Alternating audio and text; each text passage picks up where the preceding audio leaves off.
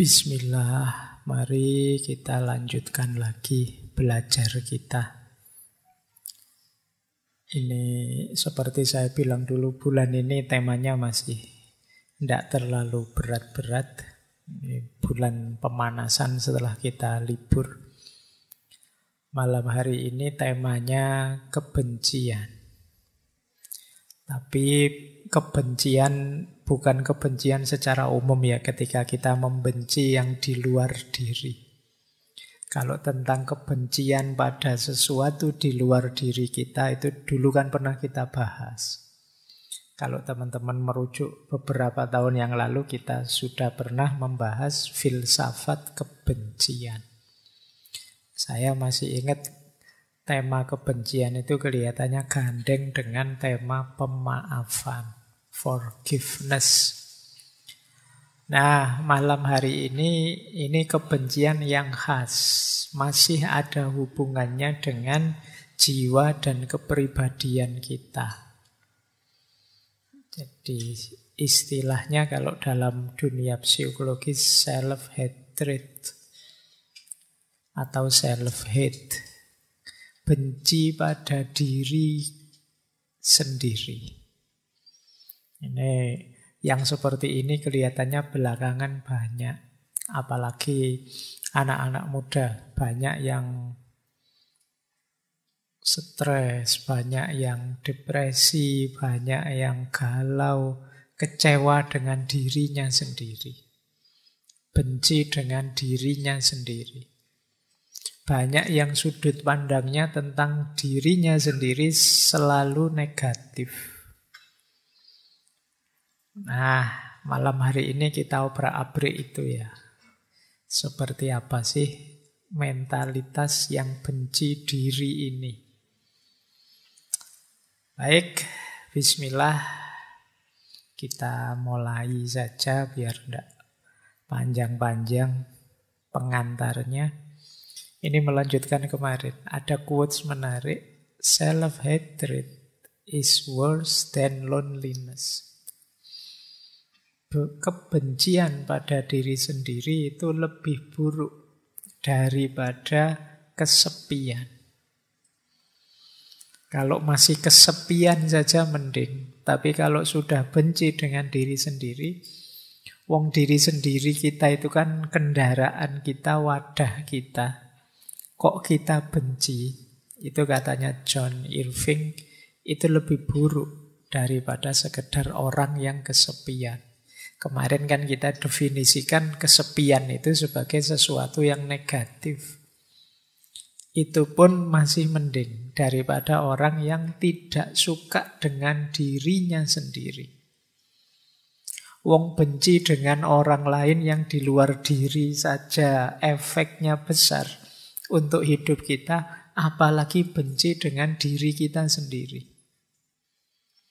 Ya sebabnya nanti banyak. Tapi yang jelas ini yang harus kita waspadai. Ini membuat hidup tidak bahagia, membuat orang tidak bersyukur, membuat pokoknya kita kecewa dengan hidup kita. Baik. Yo, biasanya orang seperti ini, orang yang membenci dirinya itu ya sulit tersenyum, sumpek hidupnya. Antara ideal yang dia impikan dengan kenyataan dirinya itu berjarak. Mungkin kalian ingin jadi ini, jadi itu, tapi kok kenyataannya masih gini-gini saja. Itu kalian gelisah. Mungkin pernah saya ceritakan ya, beberapa kali ada teman yang rajin ikut ngaji itu gelisah karena ilmunya sekarang banyak, ngerti macam-macam yang ideal-ideal, tapi dirinya tidak berubah. Pak, saya itu ikut ngaji sudah puluhan bahkan mungkin ratusan sesi. Saya generasi awal ngaji, Pak. Tapi kok saya gini-gini aja ya, Pak. Tidak ngefek ya, Pak. Ya kalau pas wayahe ngaji sih rasanya pengen tobat-tobat, pengen tapi kok ya begitu keluar dari masjid ya balik asalin. Nah. Gimana sih Pak saya itu Pak? Saya benci dengan diri saya, self-hatred. Benci dengan dirinya, merasa tidak berkembang. Ya biasanya kayak gitu kan, terus tak jawab untuk membesarkan hatinya saja bahwa ndak, sampean itu sudah berkembang lebih baik dibandingkan dulu. Dulu males ngaji, sekarang rajin ngaji. Itu kan sudah naik kelas sedikit. Dulu ngaji ndak paham-paham. Buktinya apa? Dulu ndak paham, dulu ndak gelisah. Orang tidak paham itu kan tidak bisa gelisah, wong tidak paham. Kegelisahannya ya hanya ketidakpahaman itu. Kebencianmu pada dirimu kan begitu kamu paham terus sadar, oh ternyata standarku masih di level bawah ya, ternyata ilmuku tidak ada yang hidup selama ini. Itu kamu lumayan sebenarnya sudah naik kelas itu. Jadi bahwa masih belum bisa dihidupkan semuanya ya wajar. Wong segalanya butuh proses. Pelan-pelan. Nah, ini yang sering digelisahkan teman-teman muda. Antara ideal yang ada di kepalanya dengan kenyataan yang dihadapinya tidak sama. Kalau itu tentang dirinya, terus dia jadi benci dengan dirinya. Aku itu loh, wong cuma ndak punya duit aja kok jadi segelisah ini. Padahal katanya kemarin zuhud, katanya kemarin uzlah. Wah, kayak opo tuh aku itu. Itu kita idealmu berjarak dengan kenyataan dirimu. Kayak wong kemarin sudah janji ndak banyak-banyak lagi buka medsos, tapi kok yo gatel pengin buka medsos. Begitu kamu buka terus nyesel sendiri, terus kamu marahi sendiri dirimu. Ini self-hatred. Baik, nanti kita lihat ya. Dunia self-hatred, kebencian pada diri ini mungkin kelihatannya sepele. Tapi kalau tambah lama, tambah kronis, apalagi terus jadi akut, bisa membahayakan dirimu. Tambah benci itu ya tambah merusak hidupmu. Yang jelas orang yang benci dirinya merasa dirinya rendah.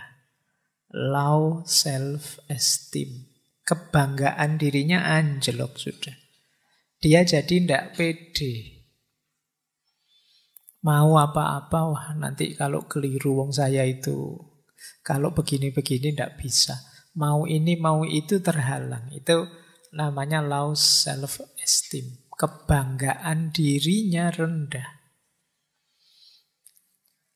Yang kedua, self-deprecation. Self-deprecation itu mengecil-ngecilkan dirinya. Sebenarnya bisa sih ngaji dikit-dikit, tapi halah kemampuan ngaji saya itu rendah, Pak. Sebenarnya sudah bisa sih ngomong di depan umum sedikit-sedikit, kamu merasa, halah tidak ada apa-apanya, Pak. Jadi kamu punya kemampuan mungkin, punya keahlian, mungkin punya keistimewaan 1-2, tapi kamu anggap dirimu itu tidak ada apa-apanya.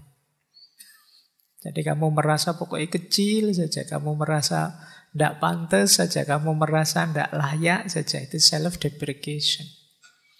Jadi kamu degradasi sendiri dirimu, kamu rendahkan sendiri dirimu.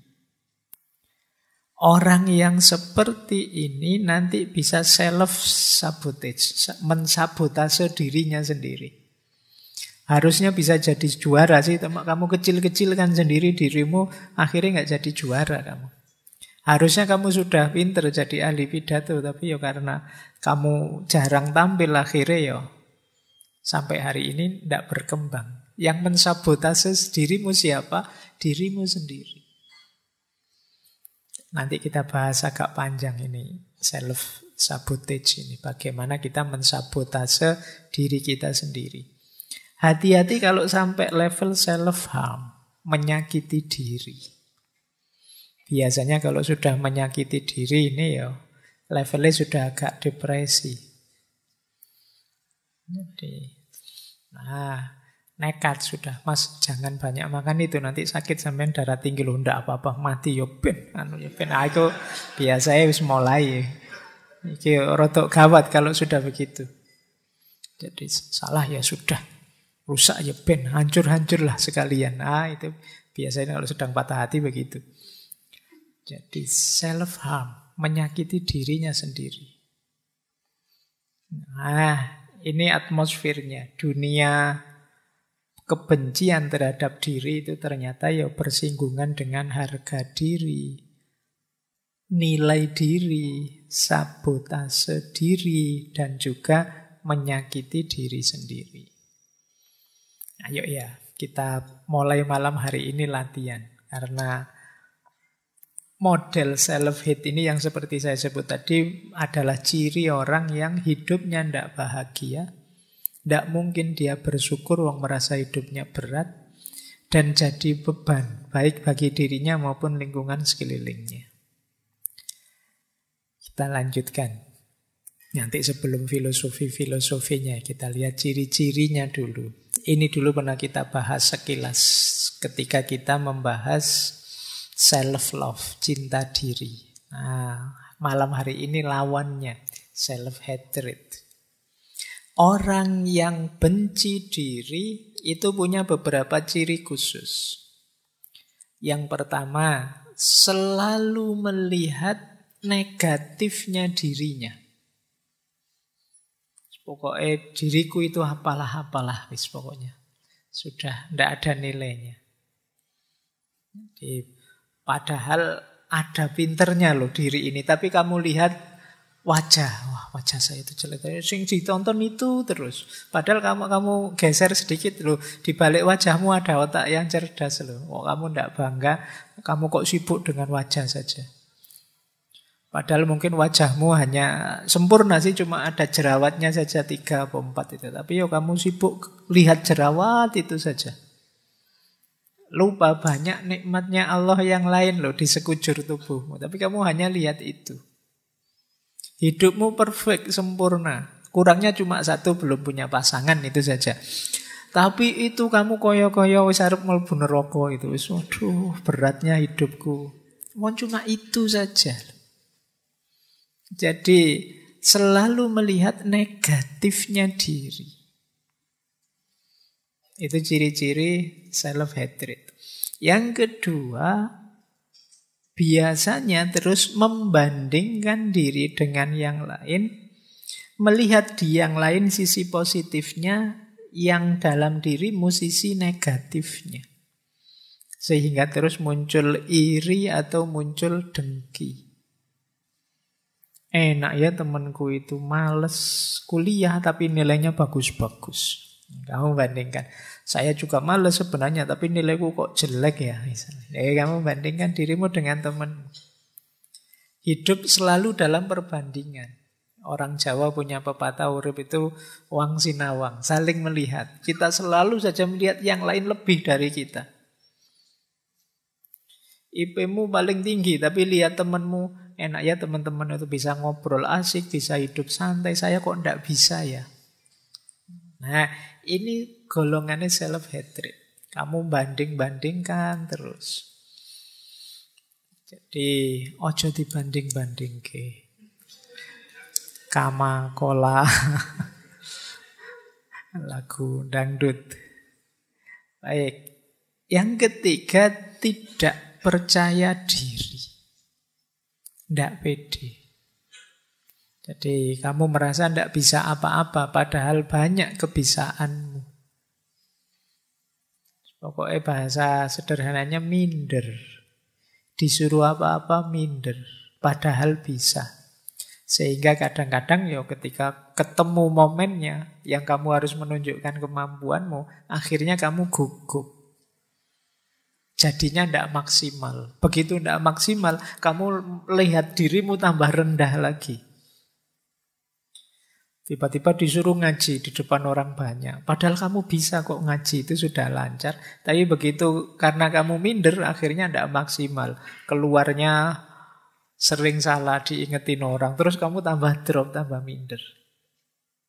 Ini hatred mindset, self-hatred mindset. Karena kamu tidak percaya diri, akhirnya kamu tidak maksimal. Ketika kamu tidak maksimal, hasilnya tidak bagus. Ketika hasilnya tidak bagus, kamu tambah benci dirimu sendiri. Oke. Padahal kamu jago loh, padahal kamu hebat loh. Misalnya kamu nembak orang lain, nembak pasanganmu mesti langsung diterima. Tapi karena kamu tidak pede, nembaknya ragu-ragu. Akhirnya ditolak. Kamu terus tambah tidak pede lagi. Nah, ini self-hatred. siklusnya. Yang keempat, ciri bahwa teman-teman benci dengan diri sendiri apa? Sulit menerima pujian. Wong orang itu sudah jelas-jelas muji kita loh, tapi kita merasa Anda itu mesti basa-basi saja.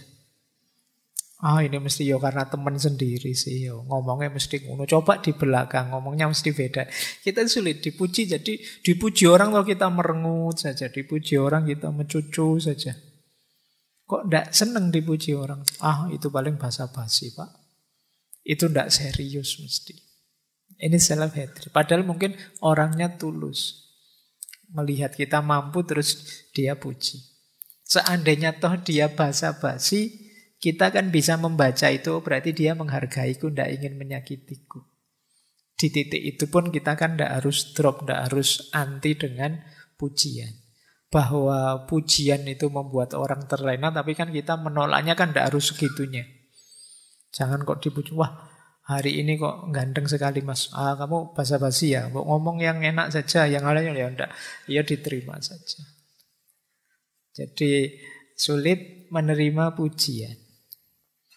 Kemudian merasa bahwa orang-orang itu mesti melihatku semua dan secara negatif. Jadi kalau pas jalan misalnya ada orang nongkrong pinggir jalan, ini lihat aku, mesti lihat aku nih. Bajuku ada yang salah enggak? Terus rambutku ada yang keliru enggak? Pokoknya aku kelihatan pucet enggak? Kamu bingung, merasa orang itu matanya lihat kamu semua. Dan kamu terus merasa kecil, merasa salah apa ya aku? Kurang apa ya aku? Itu salah. Padahal orang di pinggir jalan itu kan ya biasa kan ada orang lewat ya dilihat, tapi ya enggak segitunya kok. Wah, mesti perhatian enggak begitu. Ya kayak kalian nongkrong, misalnya kalian yang di pinggir jalan, ada orang lewat kan biasa saja. Ada temanmu lewat ya biasa saja, tapi yang lewat merasa nonton aku ya mesti. Ngomong jelek ngerasani ya mesti. Kira kamu gitu, curigamu. Jadi pokoknya kamu anggap orang lain itu enggak suka kamu semuanya. Ini self-hatred. Jadi kamu memberi dirimu beban yang sangat berat. Tadi dipuji merasa tidak nyaman, apalagi dikritik.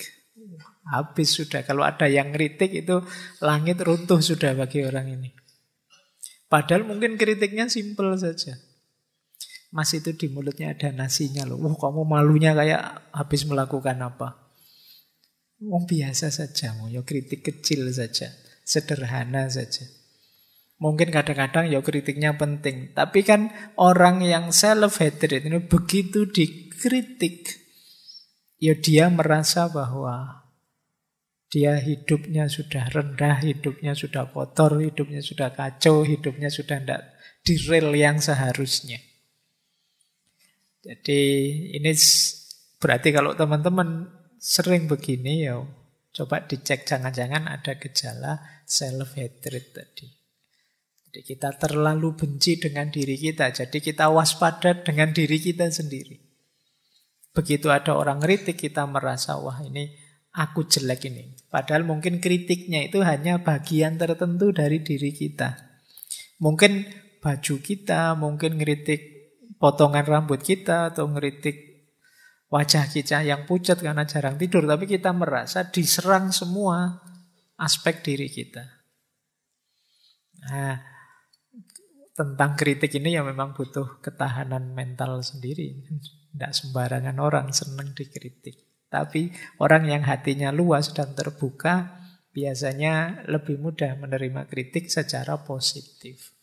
Tapi orang-orang yang self-hatred ini, yang benci dirinya itu biasanya panik kalau dikritik. Kalau teman-teman kok misalnya posting apa di medsos, terus dikritik orang, kok teman-teman langsung panik? Itu jangan-jangan ada gejala ini.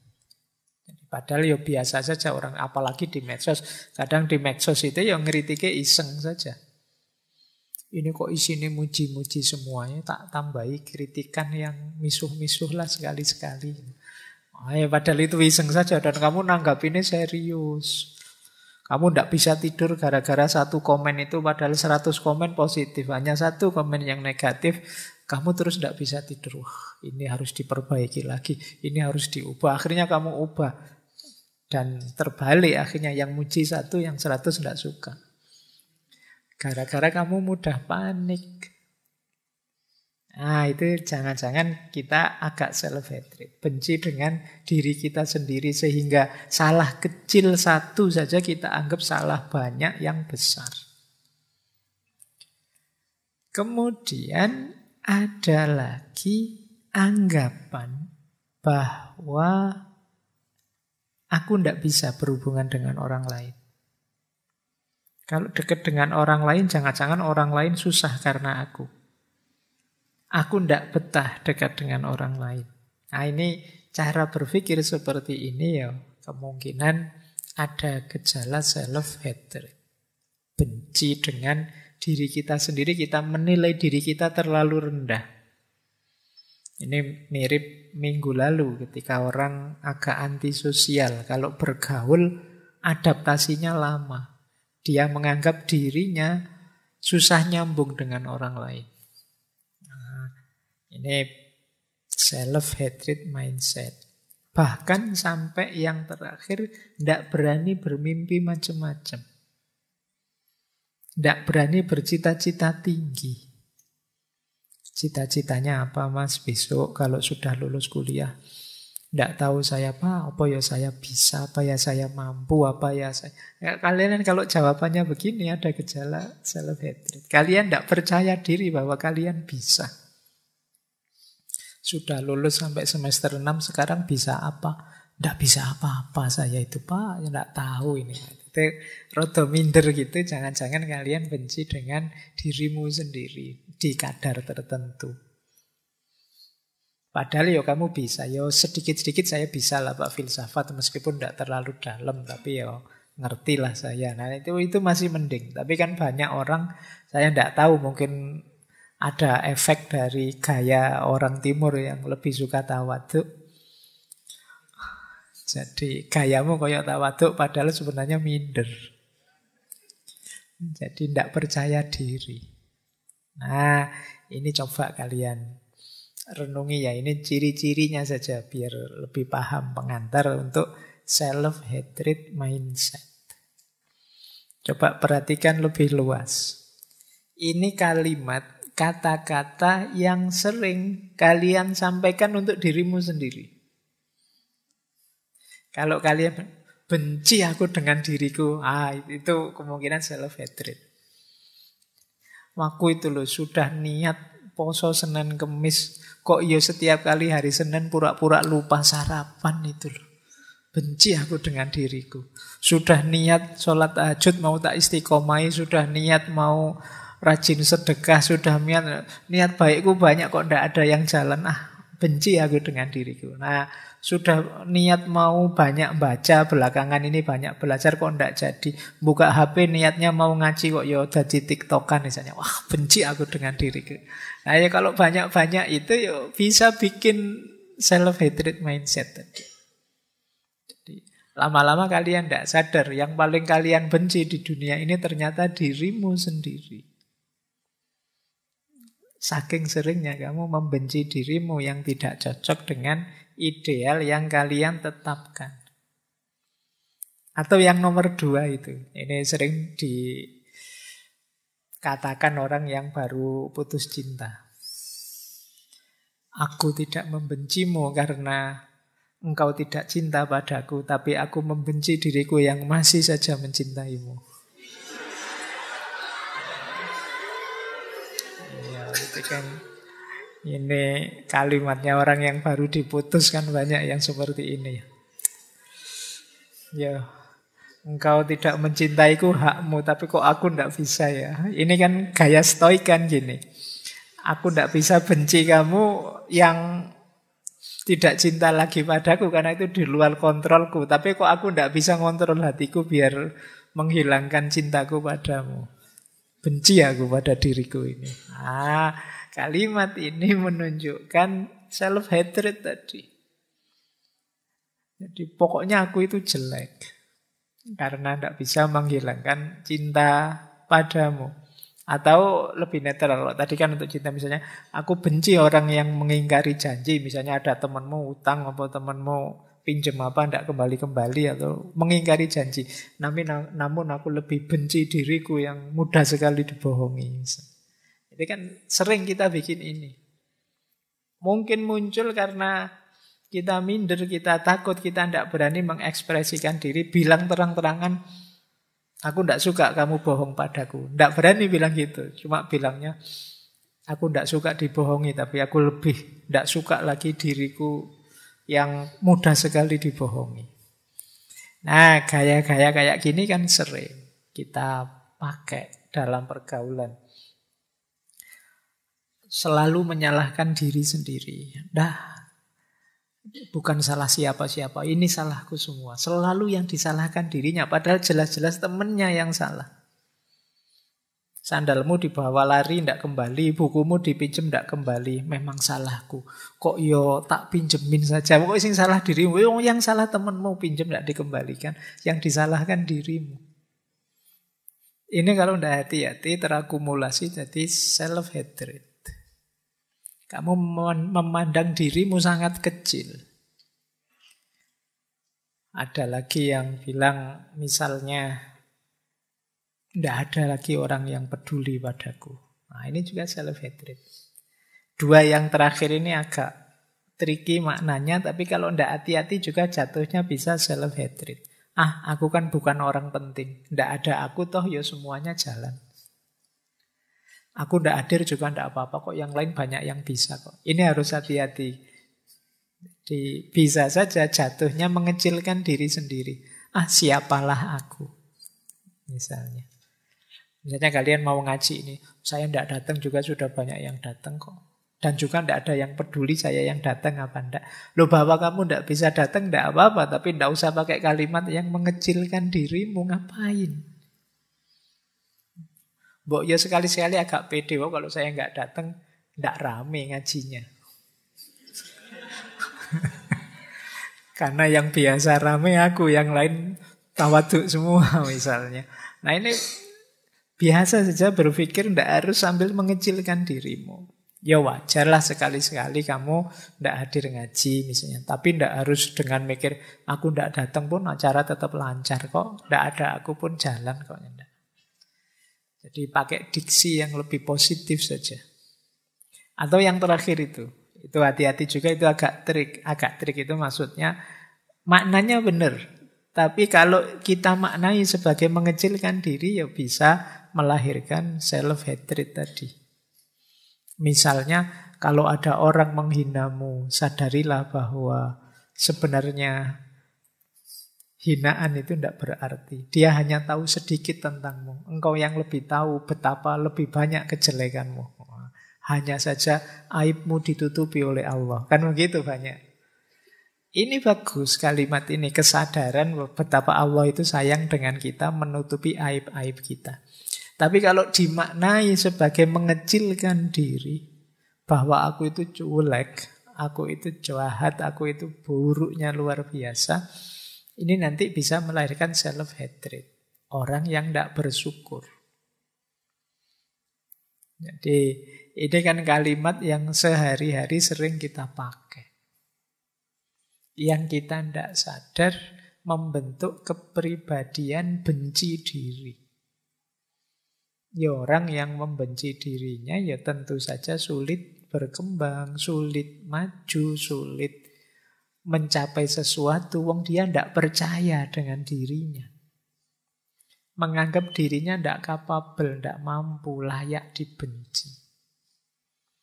Maka ayo latihan pelan-pelan untuk tidak mudah jatuh pada self-hatred. Benci pada diri sendiri. Apalagi banyak prinsip-prinsip yang kalau salah memaknai bisa jatuh negativitas. Misalnya quotes ini. Kalau engkau mempercayai, engkau akan terbunuh. Trust gets you killed. Kalau engkau mencintai, engkau akan tersakiti. Kalau engkau apa adanya, engkau akan dibenci. Oh ini quotes ini mungkin kadang-kadang kita pakai. Jangan mencintai, nanti kamu tersakiti loh. Kamu hidupmu jangan apa adanya, nanti kamu dibenci orang. Jangan banyak percaya, nanti kamu dikhianati loh. Ini kan kalimat-kalimat yang membuat kita mundur, membuat kita takut maju. Jadi akhirnya ya kita hidupnya defensif. Padahal kan hidup yang defensif itu kan tidak enak. Kayak sepak bola itu kan kalau bertahan saja kan kita nontonnya tidak enak. Sepak bola kok parkir bis, kan kita sering begitu. Maka hidupmu ya jangan parkir bis. Jadi kamu takut ngomong karena khawatir salah. Kamu takut maju karena khawatir jatuh. Kamu takut mencintai karena khawatir disakiti. Kamu takut mengekspresikan diri karena khawatir dibenci. Akhirnya kamu tidak ngapa-ngapain. Jadi, ya tidak apa-apa sih kamu mengekspresikan diri. Kalau salah kan nanti ada yang ngingetin. Yang buruk itu kalau sudah diingetin bahwa kamu salah, tidak mau memperbaiki. Ini baru buruk. Tapi jangan tidak ngapa-ngapain. Kalau kamu tidak ngapa-ngapain, tidak ada perbaikan dalam hidup kita. Bagaimana orang bisa ngontrol apakah ungkapan diri kita itu baik atau buruk kalau kita tidak mengungkapkan diri. Jadi, maka pertama-tama ayo menata hidup kita, ayo kita cintai diri kita. Tidak mungkin seperti di self-love dulu, tidak mungkin kita bisa mencintai yang di luar diri kita kalau kita tidak bisa mencintai diri kita. Itu teori dasarnya itu. Oke, kita mulai. Saya awali dari perspektif yang agak unik ya, agak berbeda. Tadi agak negatif, tapi ini ada pandangan yang unik. Ada tokoh namanya Laura House. Dia mengklaim dirinya sebagai self-hate coach. Jadi dia nuntun orang, ayo benci dirimu. Tapi cara berpikir dia menarik. Kata dia begini, secara naluriah, kalau bahasa agamanya fitrah, tapi fitrah yang negatif. Kalau seperti Al-Quran itu kan juga banyak menyebut ada beberapa ciri dasar manusia yang negatif. Misalnya, khuliqo halu'a, manusia itu tukang mengeluh. Manusia itu zoluman jahula, sangat zolim dan sangat bodoh. Ini kan penciri negatifnya manusia. Nah, kata tokoh ini, benci diri itu juga salah satu penciri negatif. Manusia itu secara alamiah dalam dirinya pasti punya keraguan, punya ketakutan, dan punya kebencian-kebencian. Dan jangan dikira ini simpel. Inilah nanti yang melahirkan banyak sekali bisnis-bisnis, banyak sekali proyek-proyek, banyak sekali kegiatan-kegiatan yang mungkin biayanya miliaran, triliunan. Mungkin ada lokakarya, workshop, sekolah, guru, psikiater, psikolog. Ini kan beredar untuk ngurusi keraguan kita, ketakutan kita, kebencian kita. Kata Laura House, tapi sudah dilatih sedemikian rupa. Kayak kalian malam hari ini belajar tentang self-hate, benci diri. Kok tetap saja Pak, nanti kalau setelah kembali dari sini ya tetap minder, ya tetap apa-apanya ya tetap. Karena memang faktanya begitu. Suara itu tidak bisa kita bantah karena memang ya benarnya memang begitu. Benarnya memang begitu. Itu diri kita itu memang banyak keraguan, banyak kebingungan, banyak ketakutan. Maka kata orang ini daripada menyangkal, sudahlah kamu terima saja bahwa aku ini memang punya gejala membenci diri. Punya kecenderungan ke sana. Dan kata dia gampang kok kalau kita ingin membenci diri kita itu. Misalnya kata dia, coba kalau lagi nganggur, kamu daftarilah orang yang lebih baik dari dirimu. Mestinya bukumu tidak muat itu sudah.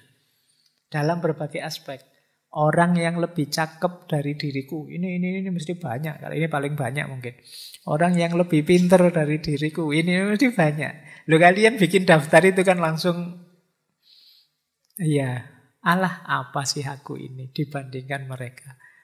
Jadi ini cara beliau berpikir ini agak membalik paradigma dalam arti sampean sedang disarkas ini, disindir.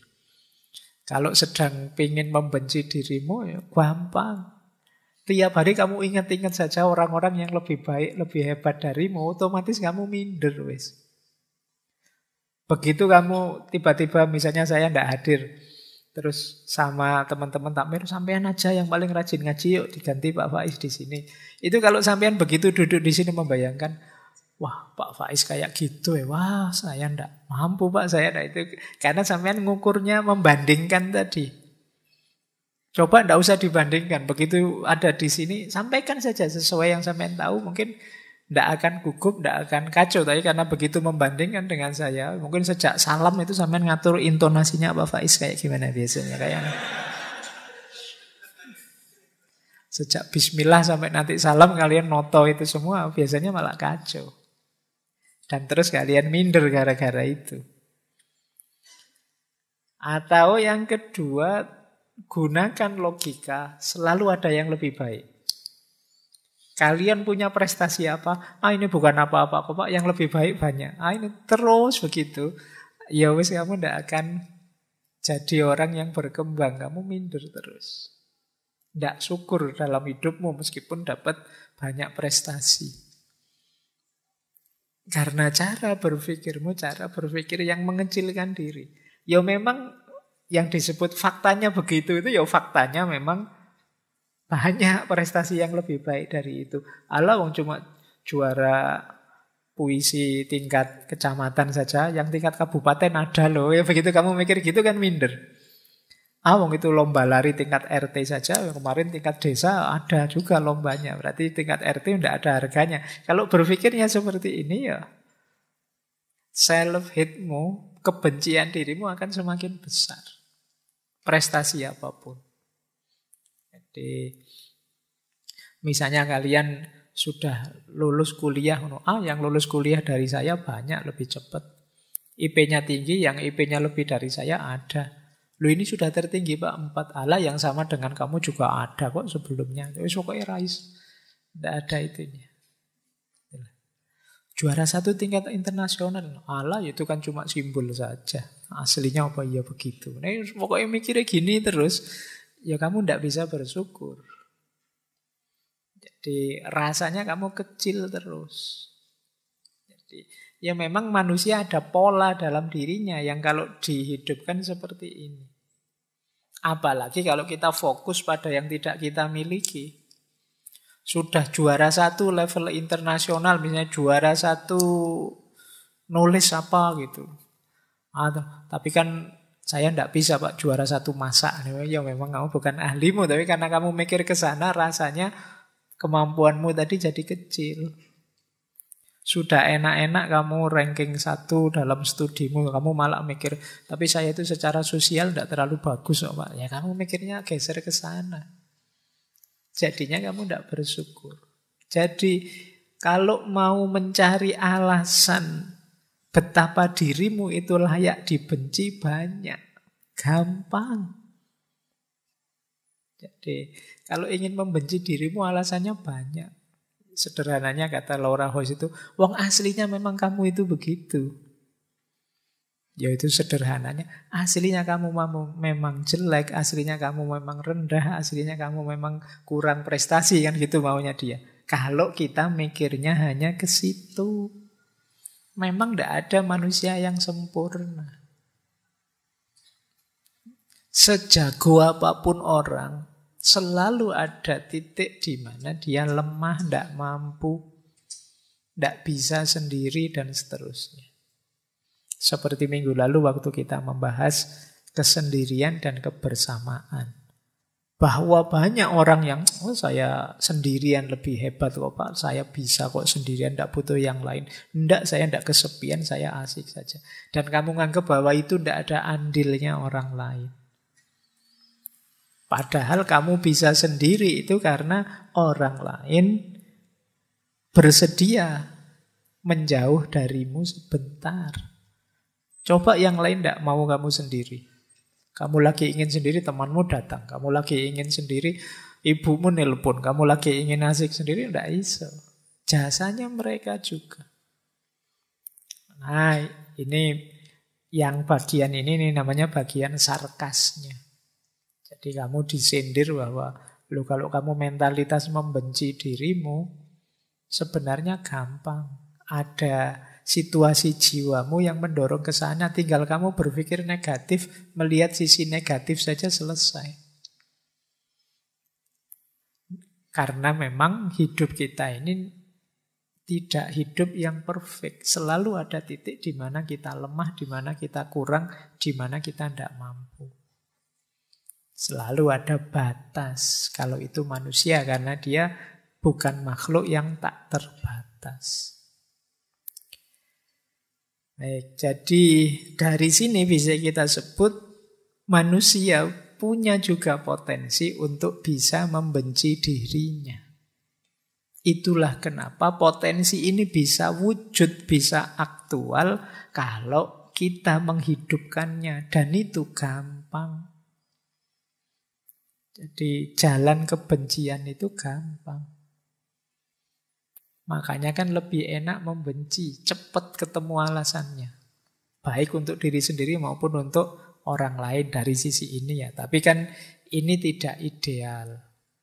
Kita punya nilai-nilai yang pastinya nanti tabrakan kalau kita jadi orang yang self-hatred. Baik, kita lanjutkan. Nah, ini pemicunya. Kenapa sih orang itu bisa membenci dirinya? Biasanya yang pertama karena overgeneralization. Overgeneralization itu ya peristiwa 1-2 atau bagian dari hidupmu 1-2 kamu anggap mewakili keseluruhan. Itu namanya overgeneralization. Wong cuma jerawat 3 saja loh, kayak tadi contohnya. Kan bukan berarti seluruh hidupmu terus hancur lebur. Wong cuma jerawat saja kok. Alah wong ya cuma kuliah saja kok. Itu kan satu bagian dari hidupmu. Seandainya apesnya memang gagal kan bukan berarti hidupmu juga gagal. Masih banyak sisi hidupmu yang lain. Alah wong cuma urusan pasangan hidup. Sementara belum dapat ndak apa-apa. Kan bukan berarti terus masa depanmu gelap hanya gara-gara itu. Nikmati saja. Tapi kita sering melakukan overgeneralisasi sehingga kita benci diri kita sendiri. Alah wong terlambat bangun subuh cuma sekali saja loh, ndak apa-apalah. Bukan berarti terus kamu merasa jadi orang yang buruk sekali hanya gara-gara itu. Nanti kalau besok bangunnya kesiangan lagi, alah cuma 2 kali. Kalau kesiangan lagi, alah cuma 3 kali. Ngono suwe-suwe sampai 30 kali itu. Ya memang kamu sulit bangun kalau begitu. Jadi jangan overgeneralisasi. Baik untuk diri kita maupun untuk... Ya memang hidup ini kita perlu generalisasi, tapi jangan over. Overgeneralisasi itu dari bagian yang sangat kecil kita simpulkan keseluruhan yang sangat besar. Itu namanya over. Sumber kebencian sering karena overgeneralization ini. Yang kedua, read the self. Ini penyakitnya orang pinter. Tambah pinter, tambah banyak teori. Kadang-kadang kita tambah mudah membenci diri. Kemarin mungkin belajar filsafat, ngerti teori macam-macam kan. Stoikisme, absurdisme, eksistensialisme, terus membaca diri kita. Wah ternyata saya itu tidak eksis ya Pak. Wah sekarang gelisah kamu menganggap dirimu tidak eksis. Wah ternyata hidup saya itu absurd ya Pak. Hidupmu kamu baca pakai teori absurdisme. Kamu baca pakai, wah saya kok tidak tenang seperti orang-orang stoik itu ya Pak. Karena habis baca buku stoik terus kamu membaca hidupmu versi stoikisme. Dan akhirnya kamu stres sendiri gara-gara itu. Saya kok tidak bisa setenang itu ya Pak, saya kok tidak bisa stabil itu ya Pak.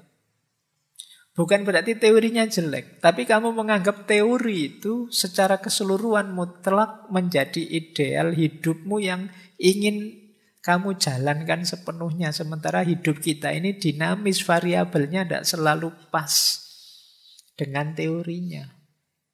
Akhirnya ketika tidak bisa begitu, terus kita stres. Habis belajar tasawuf terus, wah kok saya tidak bisa Pak, seikhlas para sufi itu, kadoan. Dan kamu stres, benci dirimu gara-gara itu. Habis baca, ada seorang wali yang tiap malam sholatnya ratusan rakaat. Kamu langsung shock, waduh, saya apa ya mampu ya, sholat isya saja kadang-kadang kelewatan. Beliau ratusan rakaat, begitu mikir seperti ini kan kamu langsung drop. Karena teori itu kamu telan mentah-mentah untuk hidupmu. Nah ini namanya read the self. Kamu membaca dirimu dengan satu teori, ternyata teorinya tidak masuk dalam hidupmu dan kamu kecewa dengan dirimu. Aku kok tidak seagresif para eksistensialis ya. Aku kok tidak setenang para stoik ya. Aku kok tidak sekritis para filosof poststruktural, postmodern ya. Aku tidak, ayo mungkin. Bukan berarti idealmu salah, tapi kamu juga harus realistis. Betapapun teori itu ya tidak selalu 100% bisa masuk dalam hidup kita. Seandainya memang cocok pun kan perlu waktu, perlu adaptasi. Tidak mungkin bisa langsung. Tidak mungkin tiba-tiba baca teorinya stoikisme. Kalau engkau tidak menerima disakiti, tidak mungkin orang lain bisa menyakiti. Itu kamu, saya belajar kayak gini kok tidak sukses-sukses ya Pak. Saya ingin nolak untuk tidak sakit, tapi tetap sakit ya Pak. Iya ya, tidak mungkin bisa seketika. Ya pelan-pelan ada prosesnya. Jadi ini akar kedua, read the self. Yang ketiga, salah paham tentang emosi kita. Jadi istilahnya emotional reasoning. Emotional reasoning itu kalau kita merasa tidak enak, kita anggap oh berarti memang realitasnya tidak enak. Kalau kita kecewa, kita nganggap realitasnya mesti jelek. Kalau kita, ini emosi kita. Padahal emosi kita itu kan tidak bisa jadi patokan. Kalau pas kita lagi sensitif, orang ngomong biasa kita tersinggung. Tapi kalau pas lagi luas hatinya, lagi seneng, lagi gembira, bahwa orang maki-maki kita ketawa saja. Itu emosi. Nah, kita sering berpatokan pada emosi. Kalau kita emosi itu kan orang WA biasa-biasa kita membacanya pakai emosi. Gitu. Misalnya, Mbok, kamu kalau bangun tepat waktu. Itu kalau kita hati kita tidak enak, bad mood baca kayak gitu ya mungkin jawabannya ngapain kamu ngurusi hidupku. Bisa begitu.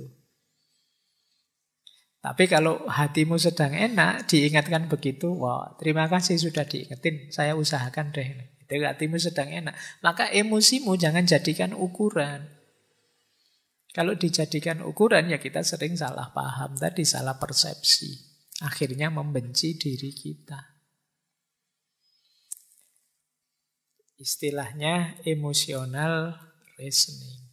Memang ada beda antara kenyataan dengan emosi kita. Yang ini tidak selalu sama. Pak, kalau saya sedang berinteraksi dengan orang kan harusnya gembira Pak, ceria. Kok saya tidak bisa begitu ya Pak? Ya tidak apa-apa, latihan. Jangan dianggap tanggapan emosimu itu sesuatu yang memang fakta realitas tidak bisa diubah. Emosi bisa kita ubah, bisa kita arahkan, kita sesuaikan. Yang keempat, customization. Customization itu kita berpikirnya linear 1 tambah 1, 2. Padahal tidak sesimpel itu. Misalnya saya, agak pusing, apa agak bingung. Wah, saya bingung ini mesti karena itu tadi. Padahal mungkin sebabnya banyak. Saya hanya menyimpulkan dari yang paling dekat saja. Setelah ketemu kamu ini, nasibku jadi jelek sekali, misalnya. Nah, ini namanya satu variabel kita jadikan kambing hitam. Ini terus kita biasanya ya kalau di customization self-hate ini ya kambing hitamnya diri kita sendiri. Ini mungkin gara-gara aku tadi bangunnya kesiangan ini sampai malam dapat sial terus misalnya. Dasar diri ini. Nah itu karena customization. Yang kelima adalah maximization atau minimization. Membesar-besarkan sesuatu atau mengecil-ngecilkan sesuatu. Ini namanya maximization atau minimization. Sebenarnya sepele sih, hanya karena misalnya lah kamu beli bakso sambelnya ketinggalan, jadi kan kecil.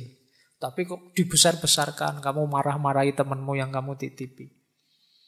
Beli bakso kok bisa ketinggalan, kok iya ndak itu. Nah, ini saya mencontohkan gini karena kemarin saya beli ayam, ayamnya ketinggalan.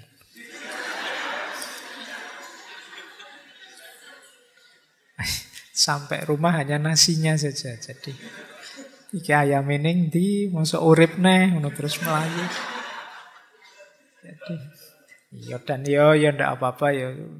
Ndak harus dibesar-besarkan ya. Ya beli lagi saja.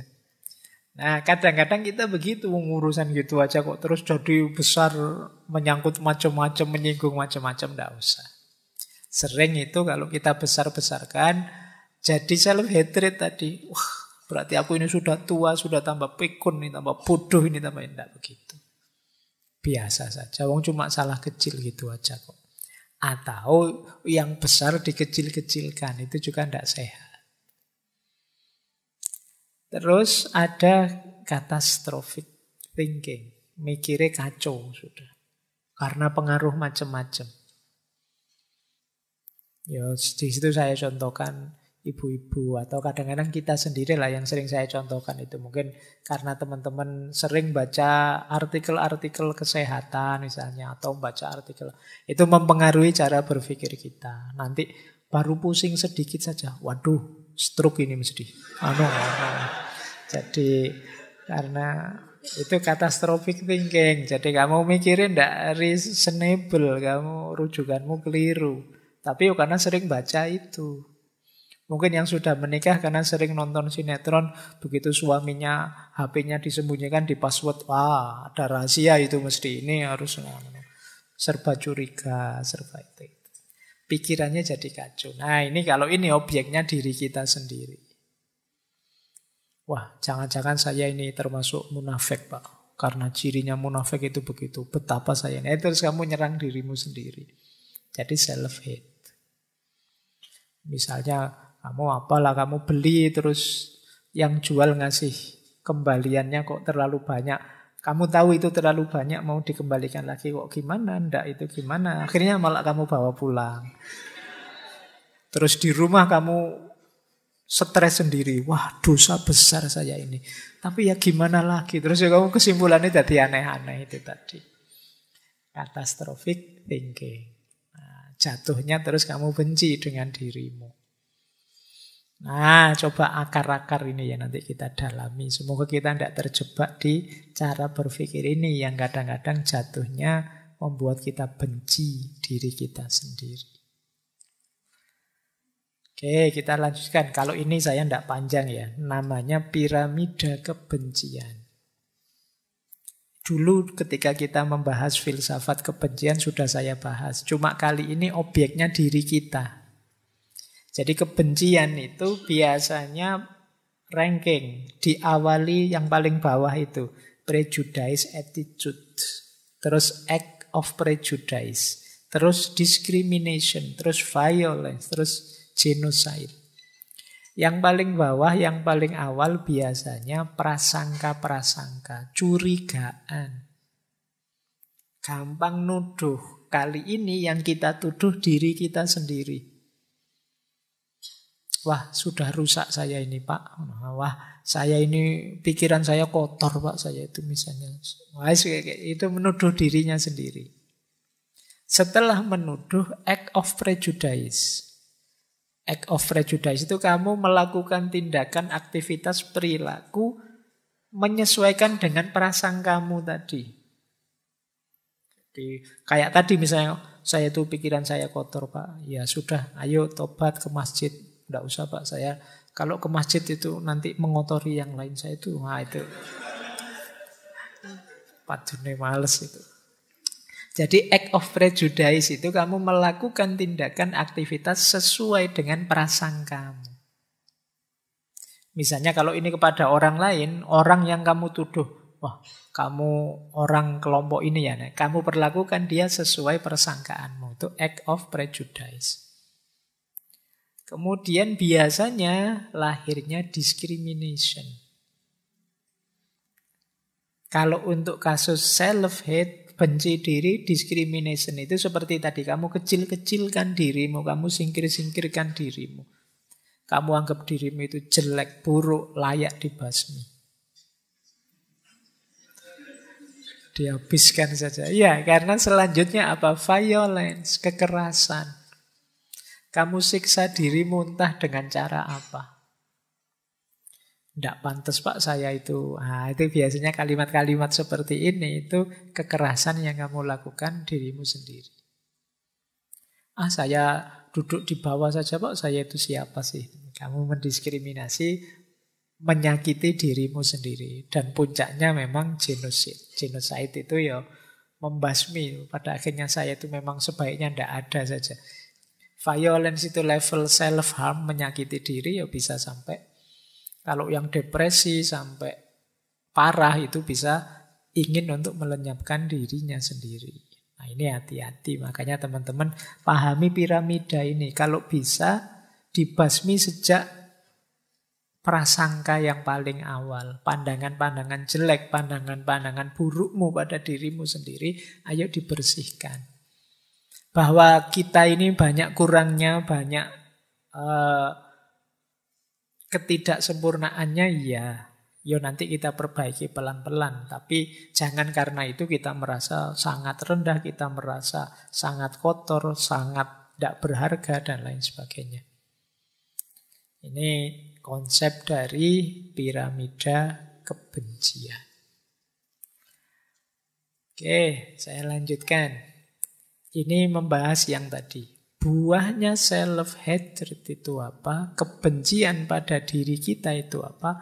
Self-sabotage.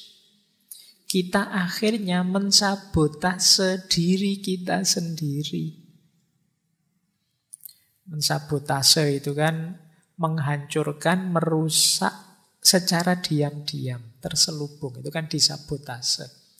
Kita tidak sadar tiba-tiba ditikam dari belakang, itu kan istilahnya sabotase. Kita tidak sadar tiba-tiba dijatuhkan, dijegal dari belakang, namanya kita disabotase. Kali ini yang mensabotase kita siapa? Diri kita sendiri. Yang jegal kita siapa? Diri kita sendiri. Yang membuat tidak maju kita siapa? Diri kita sendiri.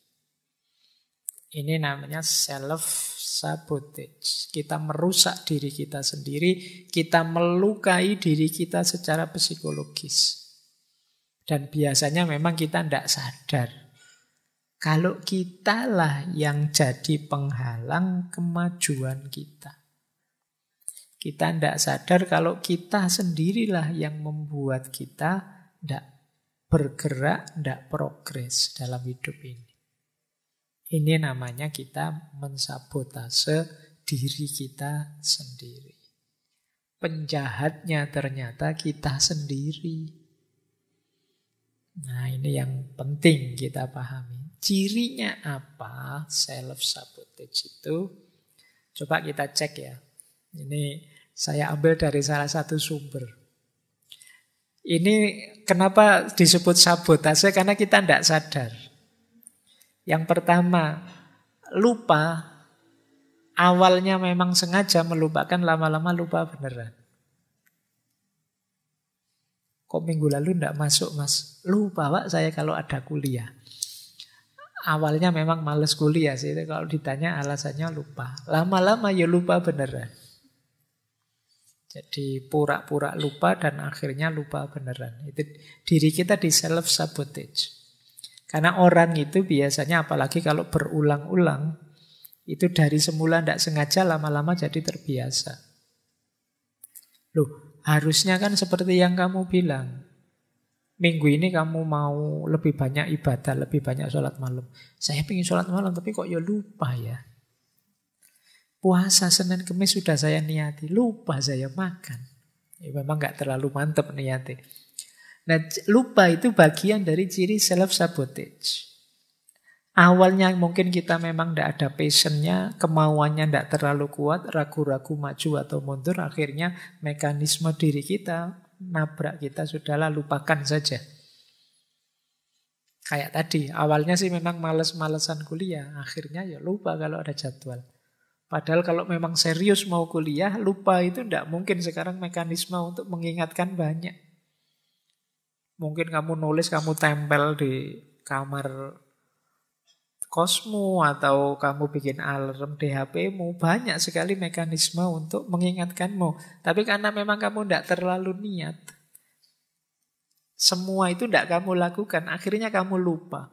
Jadi kalau dalam banyak hal yang penting teman-teman kok lupa, coba dicek lagi. Jangan-jangan kita memang tidak terlalu minat ke sana. Kalau itu hal yang baik, berarti kita sudah disabotase oleh diri kita. Karena kitanya sendiri memang tidak serius. Yang kedua, mirip dengan lupa, terlambat. Ya kalau tadi, kenapa tidak kuliah lupa Pak? Kalau ini, kok tidak ngumpul tugas kemarin? Terlambat saya Pak nyusunnya, itu terlambat. Ada apa-apa terlambat. Atau menunda-nunda. Jadi tugas ini ditunda, tugas itu ditunda. Mau bikin tulisan nanti dulu baca-baca dulu. Begitu buka HP baca-baca, nanti dulu buka Instagram, buka TikTok dulu. Begitu buka TikTok tidak bisa selesai sudah. Kan buka TikTok itu kan tidak pernah sekali kan, terus scroll lagi itu bisa jam-jaman kamu di situ. Akhirnya terlambat, akhirnya banyak hal tertunda-tunda, itu self-sabotage. Tugasmu terus tidak jalan. Jadi coba perhatikan yang selalu sering merasa lupa, merasa terlambat, banyak hal dia tunda-tunda, kemungkinan dia sedang disabotase oleh dirinya sendiri. 3 hal ini kan sering membuat kita tidak sukses, tidak berhasil mewujudkan cita-cita dan keinginan kita. Yang keempat, mulainya oke, tapi terus tidak selesai-selesai. Nah, ini di antara ciri self-sabotage. Begitu diajak jalan, ayo oke. Bikin tulisan, ayo oke. Begitu nulis dapat 2 kalimat, lanjutannya besok saja ya. Terus besok, nanti dulu nyari bahan dulu, oke. Akhirnya tidak selesai-selesai. Seminar tahun 2021 munculnya 2023. Kok kamu lama hilangnya? Nyari inspirasi Pak. Golek inspirasi 2 tahun loh. Ya, siap memulai tapi tidak selesai-selesai. Kan yang membuat tidak selesai itu diri kita dengan segala argumentasinya.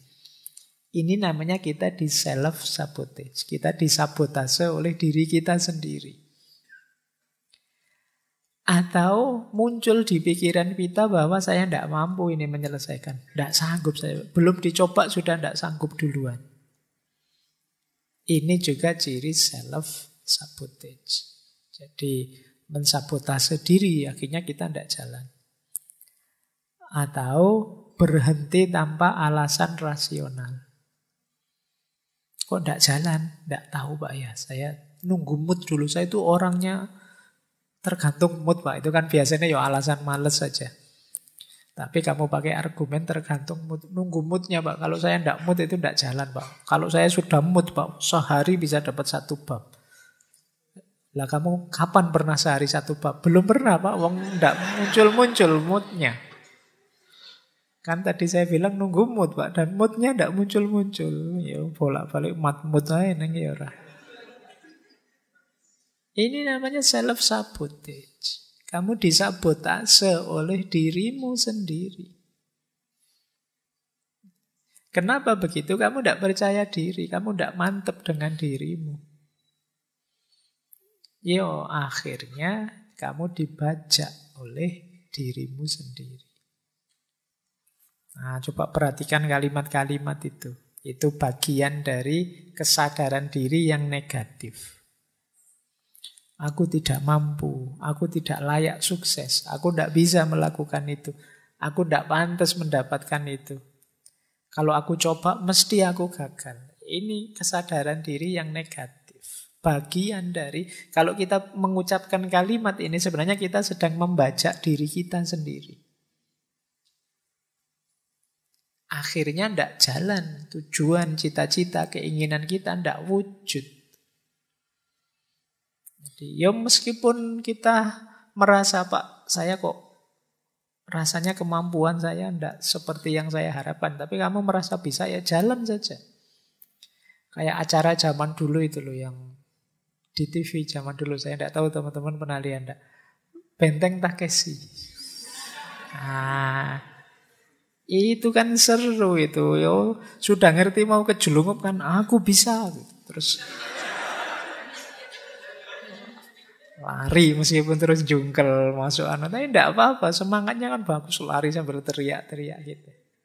Nah, jadi itu kan optimal upayanya. Kalau sejak awal sudah, saya bisa apa enggak ya, saya mampu apa enggak ya, ya setengah hati kamu, setengah jalan. Jadi jangan biarkan dirimu membajak dirimu sendiri. Sehingga kamu tidak maju-maju. Ada saja, kalau alasan itu ada saja pokoknya. Kamu bisa bikin 1001 alasan untuk keminderanmu, ketidakpercayaan dirimu. Mulai dari alasan biasa sampai alasan religius bisa kamu buat. Tapi kamu tidak bisa membohongi dirimu, sebenarnya kamu sedang lari, kamu sedang menghindar dari dirimu sendiri.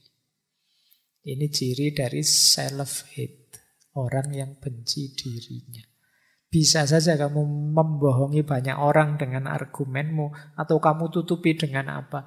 Tapi dirimu sendiri tidak bisa bohong bahwa kamu sedang mengebiri dirimu sendiri. Kamu sedang membajak dirimu sendiri. Baik, kita lanjutkan. Nah, ini loh kehancuran yang dihasilkan dari self-sabotage tadi. Pembajaan diri tadi. Jadi, orang yang berpikirnya negatif, ya nanti hidupnya pasti negatif. Ketika gaya hidupnya negatif, ya dia tidak mampu mencapai tujuan hidupnya. Banyak target-target tidak jalan. Ketika target-target tidak jalan, dia merasa jatuh namanya, rusak reputasinya. Dia merasa kecil, merasa tidak bernilai. Dari situ mungkin muncul rasa malu, rasa bad mood, rasa marah, dan lain sebagainya. Akhirnya self-esteem-nya rendah. Dia tidak percaya diri, dia merasa tidak berharga. Jadi berpikir yang negatif tentang dirinya, akhirnya tidak sukses. Ketika tidak sukses, dia merasa tidak berharga. Dari rasa tidak berharga itulah dia terus malu, dia terus bad mood, dia terus marah-marah, dan lain sebagainya. Dan puncaknya merasa bersalah, stres, depresi, frustasi. Jadi yang rusak akhirnya diri kita sendiri. Jadi ini rute kebencian terhadap diri itu ya efeknya besar. Maka teman-teman ya tadi sih sebenarnya cuma sederhana. Misalnya menunda-nunda saja, males-malesan saja, melupakan ini, melupakan itu, atau merasa tidak mampu dan lain sebagainya. Tapi efeknya ternyata besar untuk konstruksi hidup kita. Kan tadi bahkan sampai ya depresi, frustasi puncaknya. Mungkin yang level tidak terlalu dalam bisa rasa malu.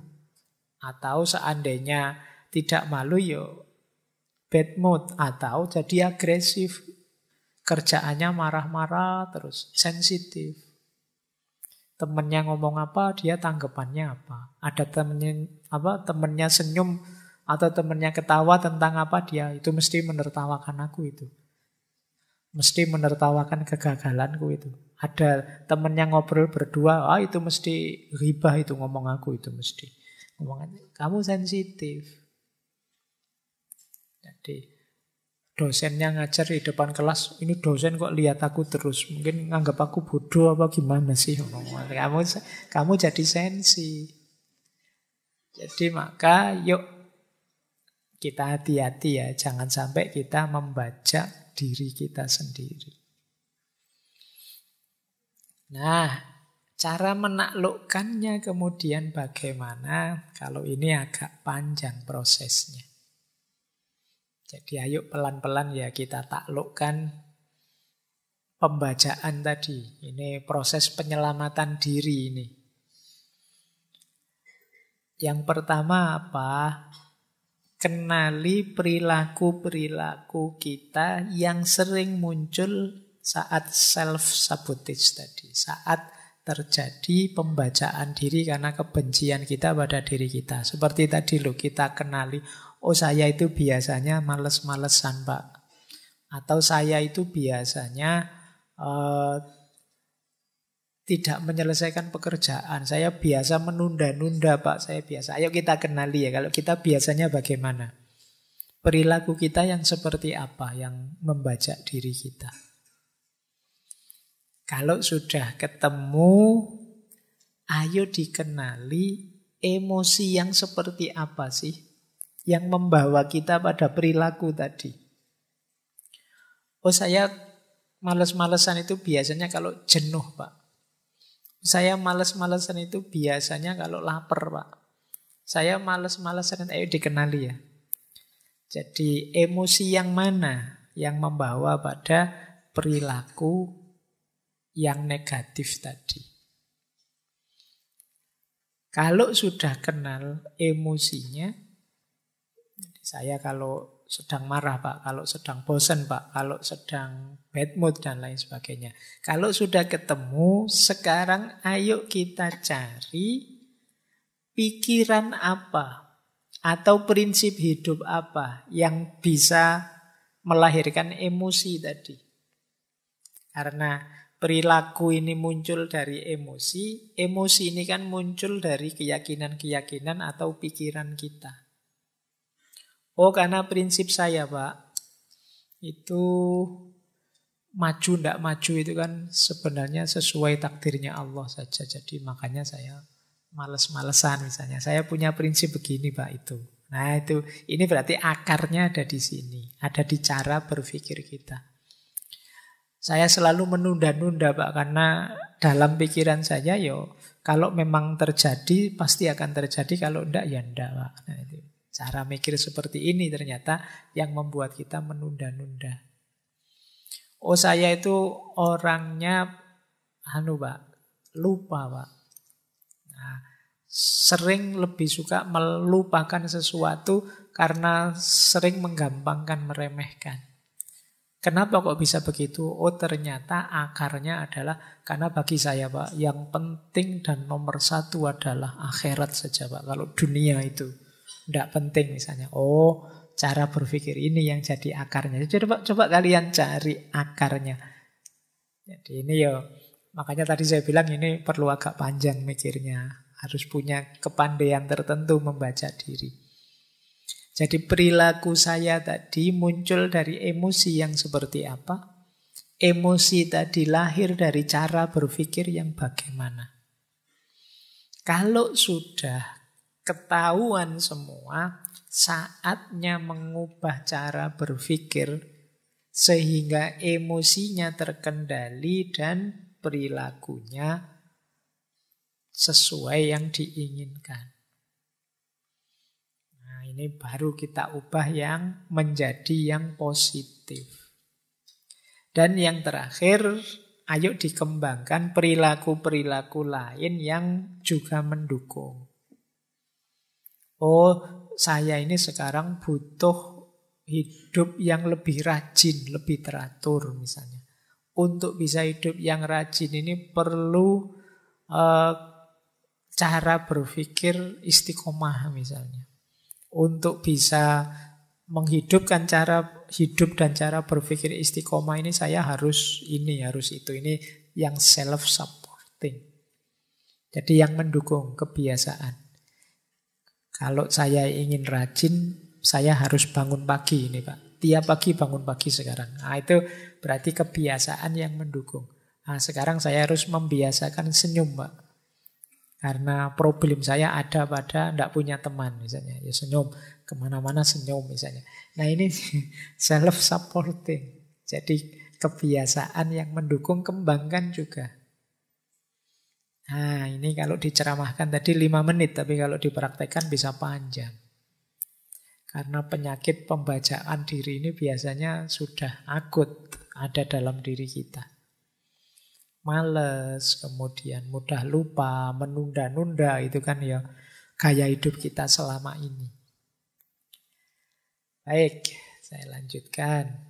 Nah, ini juga salah satu tips untuk melawan kebencian diri. Jadi membenci diri itu nanti harus diganti dengan self-worth. Self-worth itu merasa diri berharga. Yang kedua self-esteem, punya kebanggaan diri, dan self-confident, punya kepercayaan diri. Ini tindakan konkret yang bisa kita lakukan. Yang pertama, mandiri. Ayo mandiri, memutuskan sendiri, membuat pilihan sendiri. Jadi kita biasakan hidup yang mandiri. Karena dengan menyelesaikan masalah sendiri, memutuskan sendiri, nanti muncul kebanggaan pada diri kita. Ternyata aku bisa juga ya. Ternyata aku mampu juga ya. Dan itu menguatkan diri kita. Nambah rasa cinta kita pada diri kita sendiri. Yang kedua, jangan enggan untuk menerima tanggung jawab. Ini akan melatih kita bangga dengan diri kita. Ternyata bisa saya jadi ketua ini, ketua itu. Ternyata saya bisa jadi panitia ini, panitia itu, meskipun bagian seksi apalah gitu. Jadi ini namanya siap menerima tanggung jawab. Cobalah, tidak apa-apa, ambil tanggung jawab apa kecil-kecilan. Mungkin bagian marketing apa itu, atau bagian pembantu apa itu. Coba ambil tanggung jawab. Pak, saya untuk ngaji filsafat ini saya bagian noto gelas ya, saya pokoknya tahu. Atau kelihatannya ada yang di depan bagian noto sandal ya, nah itu bisa. Atau saya ini melatih kebanggaan diri. Biar kamu sadar bahwa kamu bisa. Di kamar kos ini, kita kan satu kamar berdua. Saya yang bertanggung jawab menyalakan lampu misalnya. Jadi kalau masuk kamar, saya bagian nyalain lampu, kamu bagian ngepel, nyapu, dan jadi ya sampai naik dhewe golek sing enak. Jadi ini namanya melatih diri. Ini melahirkan rasa bangga, merasa berharga. Saya itu orang, meskipun saya biasa-biasa gini Pak, saya itu cukup bernilai loh Pak. Prestasimu apa? Loh saya itu bertahun-tahun bagian nyalain lampu di kamar itu. Tidak ada yang seistiqomah saya menyalakan lampu misalnya. Loh, itu kan kebanggaan. Jadi siap menerima tanggung jawab dan bangga dengan prestasi. Jadi saya bangga saya bisa ini, saya bangga saya bisa itu. Kemudian suka dengan tantangan baru. Nambah tantangan, kita bisa menaklukkan, kita tambah bangga dengan diri kita. Kemudian bisa tertawa, bisa nangis, mau teriak kalau memang jengkel, dan kalau memang ingin sayang, ya bilang sayang. Kalau memang itu spontan saja, tidak usah terlalu. Ini melatih kepekaan diri. Orang itu yang benci dirinya, orang minder itu mau tertawa saja mikir, saya mau ketawa ini lucu banget ini, tapi jangan-jangan temanku tersinggung, atau jangan-jangan tidak situ ketawa. Mau nangis juga begitu. Wah, nanti tidak dianggap jantan saya nangis, tidak jadi nangis. Tidak. Ekspresikan saja. Kalau terharu ya nangis. Nonton sepak bola sambil nangis-nangis. Atau kalau tidak apa-apa, mungkin jagomu kalah. Atau pas apalah gitu main, tidak apa-apa. Tunjukkan ekspresi dirimu. Kalau kegulan ya sedih, kalau menang ya senang, biasa saja, dinikmati saja. Tidak usah terlalu banyak mikir. Spontan saja. Nah, itu membahagiakanmu. Jadi jiwamu longgar. Mau teriak-teriak saja. Meskipun jangan tengah malam. Sepi-sepi, kamu nanti dicari tetanggamu. Ini ketawa-ketawa saja. Ya meskipun jangan lama-lama, jangan sendirian, jangan tengah malam, jangan... Nanti kamu diangkut ke RSJ sama tetanggamu. Jadi hidup yang nyaman, yang enak, kamu bisa menikmati. Dan yang terakhir, frustasi, stres itu biasa dalam hidup ini. Banyak tujuan yang tidak tercapai, tapi kita siap kok menghadapinya. Ini membuat kita bahagia. Jadi akhirnya kita merasa, oh ya meskipun aku ini orang biasa, tapi aku punya nilai, aku punya harga diri. Aku percaya diri untuk menghadapi hidupku. Baik, saya lanjutkan biar utuh. Nah, sekarang kita lihat ada beberapa makna filosofi dari kebencian diri ini yang penting kita renungi. Kita awali dari filosofi-filosofi akarnya kebencian diri. Ada satu quote yang bunyinya begini. Jika mencari kesempurnaan adalah cara untuk membuktikan nilai kita, pada akhirnya pencarian itu hanya akan membuktikan ketidaksempurnaan kita. Mungkin dengan kata lain, kalau kita membuktikan diri dengan cara mengejar kesempurnaan, maka ketemunya pasti ketidaksempurnaan, dan ini biasanya membuat kita kecewa. Yang bisa berkembang menjadi kebencian terhadap diri kita. Makanya ada yang bilang akarnya self-hatred itu antara lain cara berpikir yang perfeksionis. Kamu ingin perfect terus, sementara hidup ini tidak perfect, termasuk diri kita juga tidak perfect. Akhirnya kita banyak kecewa, banyak mengeluh tentang diri kita. Kita tidak sadar, tidak ada manusia yang sempurna. Jadi ini akar yang paling awal. Biasanya kita kecewa dengan diri kita. Kenapa bisa kecewa? Cara berpikirnya perfeksionis. Sementara manusia yang perfect sama sekali itu tidak ada. Kalau kita perfeksionis, ya hidup kita akhirnya dari stres ke stres. Biasanya Fokus kita hanya pada hal yang tidak beres di antara semua yang beres. 99% beres, tapi 1% tidak beres, ya satu ini yang jadi perhatian kita. Akar yang pertama itu. Akar yang kedua, kenapa orang bisa membenci dirinya sendiri? Ini saya ambil quote juga, yang bunyinya begini.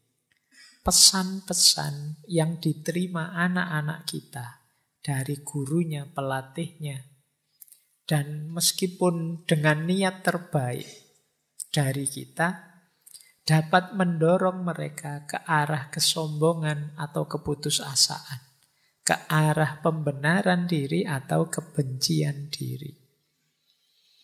Nah, ini yang kedua, ini akarnya bisa dari lingkungan. Mungkin teori-teori, konsep-konsep, nasihat-nasihat yang masuk ke kepala kita dari lingkungan sekeliling kita. Yang membuat kita terus benci dengan diri kita. Ya misalnya tadi kita jadi, wah saya itu ternyata bukan anak soleh ya.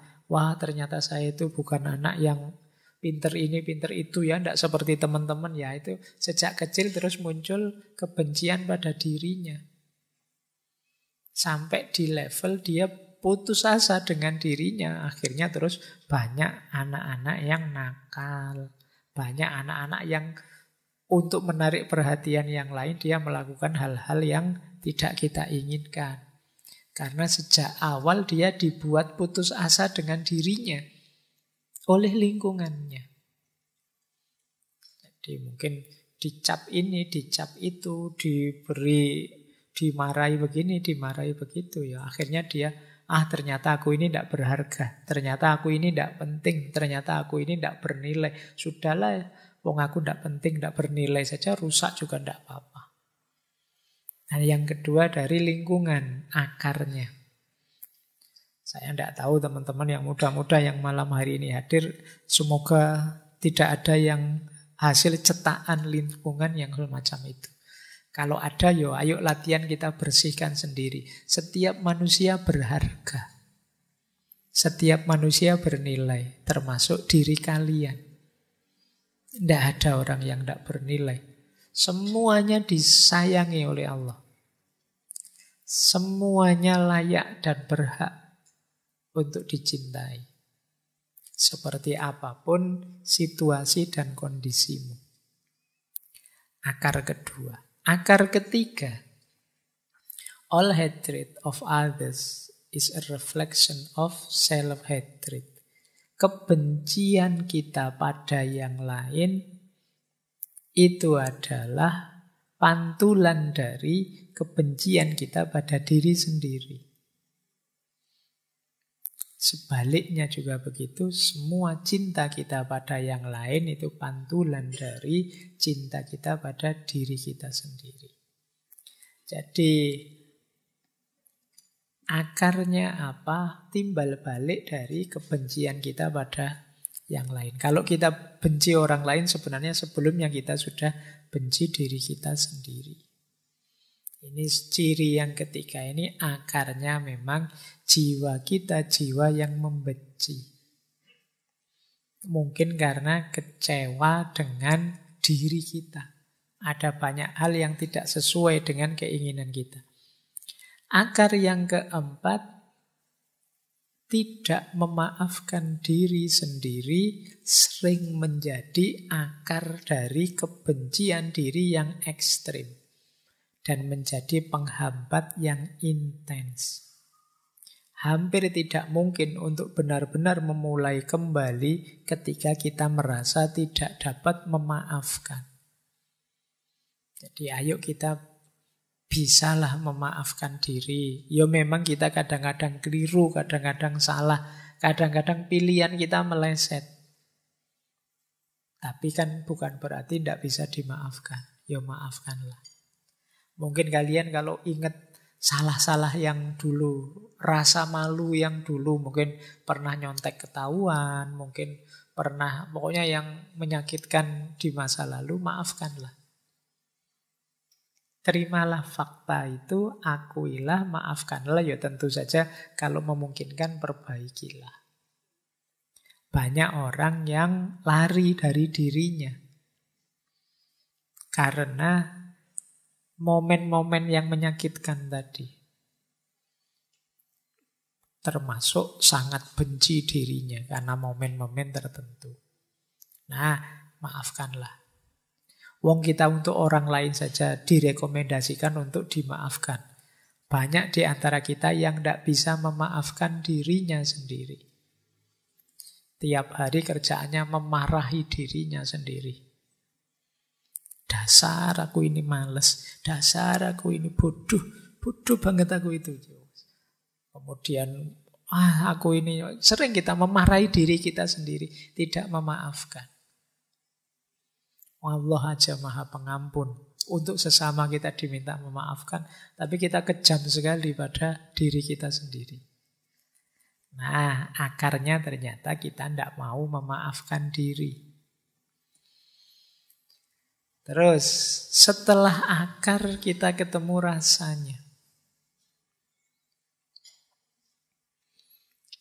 Rasa yang pertama adalah rasa negatif. Ada quotes yang pertama itu, kalau hati dibalut kebencian, kupu-kupu yang cantik tampak seperti gagak yang manis. Serigala yang seperti ulat pun tampak menjadi naga. Jadi kupu-kupu tampak seperti burung gagak. Ular tampak seperti naga. Itu kalau mata kita adalah mata kebencian. Melihat segala sesuatu jeleknya saja. Hari ini kan banyak tradisi kebencian yang hidup di sekitar kita. Lihat apa-apa, jeleknya saja. Kalau sudah mengidolakan seseorang, seolah-olah orang ini kayak malaikat raiso salah. Kalau sudah membenci orang, seolah-olah orang ini iblis yang tidak mungkin benar. Nah, ini cara berpikir kita hari ini. Dan kalau kita berpikir seperti ini, apalagi terhadap diri kita, iblisnya tadi berubah jadi diri kita. Tidak ono bener iblis. Apalah saya itu, Pak? Tidak ada gunanya saya itu, Pak. Untuk apa sih, Pak, saya hidup ini itu? Rasanya seperti ini. Kalau kita benci pada diri kita. Maka ada quote yang kedua, kesalahan banyak orang hari ini adalah merasa malu tentang diri mereka, terus bohong dan berusaha menjadi orang lain. Tidak ngaku dirinya. Karena dia tidak menerima dirinya, dia tidak mengakui dirinya. Siapa aku yang seperti ini? Ndak, ini bukan saya kok Pak, saya ndak begini kok Pak, aslinya ndak tahu sekarang kok begini. Saya dulu itu rajin loh Pak. Kan sering mahasiswa itu kalau absenmu kok banyak semester ini. Aslinya saya itu rajin kok Pak. Berarti sekarang kamu ndak asli lagi ya. Kamu sudah KW berapa sekarang? Orang sering ndak menerima dirinya sendiri, malu dengan dirinya. Akhirnya dia melarikan diri dari dirinya dengan cara apa? Berusaha menjadi orang lain. Nah, saya itu malu Pak, saya itu wajah saya agak keras gini, tapi saya sukanya kok musik-musik yang misalnya tradisional, musik itu loh Pak. Terus dia merasa malu karena circle-nya musiknya beda. Akhirnya dia mengubah dirinya. Ikut selera musiknya temannya. Gayanya kayak menikmati, tapi tersiksa dia. Kenapa? Dia berusaha jadi orang lain. Biasanya nonton film kartun kok, wah ini sudah mahasiswa, tidak boleh katanya nonton kartun itu kan anak-anak. Kamu berusaha untuk tidak jadi anak-anak lagi, dan kamu nonton film apa lah gitu yang dan kamu tersiksa gara-gara itu. Yang terbayang di kepalamu kan tetap suka kartun. Mungkin ini kok disuruh nonton film superhero kayak gini. Saya itu bayangan saya film itu ya Doraemon apa itu misalnya. Bukan engkau yang dulu karena ya itu tadi kamu tidak mengakui dirimu. Nah, itu kata dia, itu yang dirasakan oleh orang yang membenci dirinya, malu terus berusaha mengubah diri.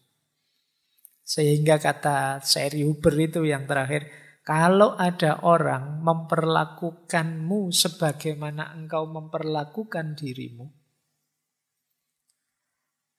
Jadi ada orang memperlakukan kita seperti kita memperlakukan diri kita. Kita memperlakukan diri kita itu kan kejam sekali. Kita paksa ikut prinsip kita. Kita suruh ini, kita suruh itu, kita marahi, kita bikin susah. Kan tiap hari begitu kita pada diri kita. Kalau ada orang melakukan hal yang sama pada diri kita, sejak awal mesti kita menjauh dari mereka. Jadi ini yang bagian rasa. Itulah yang kita rasakan kalau kita benci diri kita. Baik, lanjut. Nah, ada 2 quotes untuk gimana terus jalan keluarnya. Yang pertama ada kebencian yang sumbernya dari luar. Kita benci diri kita karena pandangan orang lain, komentar orang lain, tuduhan orang lain, dan lain sebagainya. Maka yang pertama quote tadi bilang, caramu memikirkan diri sendiri menentukan duniamu. Engkau tidak terluka oleh cara berpikir orang lain tentangmu. Apa yang dipikirkan orang-orang itu adalah cermin bagaimana engkau memperlakukan dirimu sendiri. Jadi hidup kita itu ditentukan pikiran kita, bukan pikiran orang lain. Orang lain berpikir apapun tentang diri kita, tidak ngefek. Yang ngefek itu pikiran kita tentang diri kita. Dan yang dilakukan orang lain itu cermin kita memperlakukan diri kita. Kalau kita tiap hari memperlakukan diri kita seperti orang, dalam tanda petik, orang bodoh, misalnya, ya teman kita akan memperlakukan kita seperti itu. Kalau kita tiap hari pakai baju sobek-sobek kan, terus orang kalau mau ngasih kita baju kan, oh dia sukanya baju sobek-sobek, kita dibeliin baju sobek-sobek.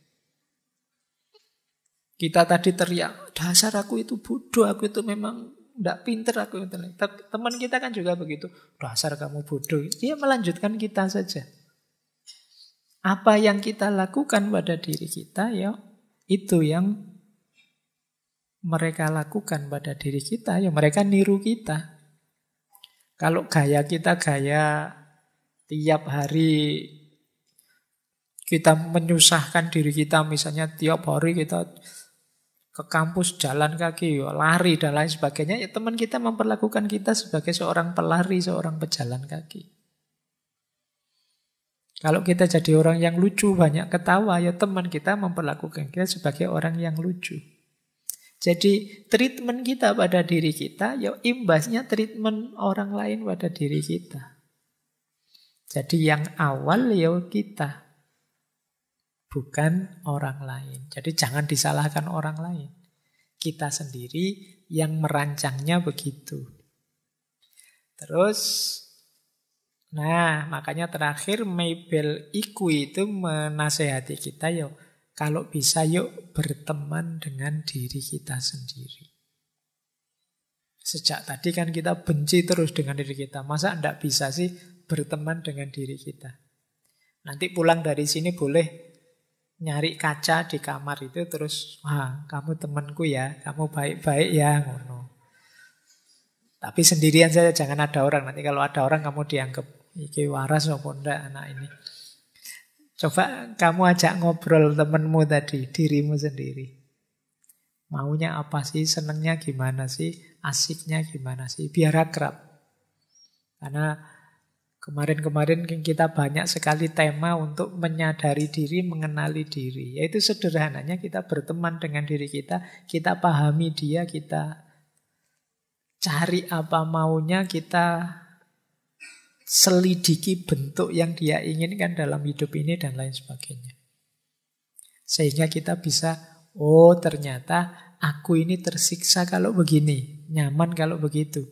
Nah itu terus kalian bisa membahagiakan dia. Membahagiakan dia berarti membahagiakan dirimu sendiri.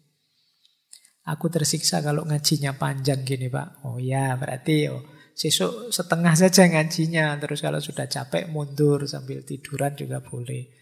Atau wah saya kalau dipotong-potong tidak tuntas Pak, enaknya yang ini. Coba kamu pahami dirimu, enaknya bagaimana, terus kamu turuti. Tidak harus selalu ikut orang lain. Wah saya yang lain ke sana, ya saya ke sana. Tidak. Coba kamu pahami, kamu baca, kamu ikuti maunya, biar kamu bahagia. Ini yang disebut berteman dengan diri kita sendiri. Baik, saya tambahi babak terakhir. Kita geser sebentar ke religius perspektifnya.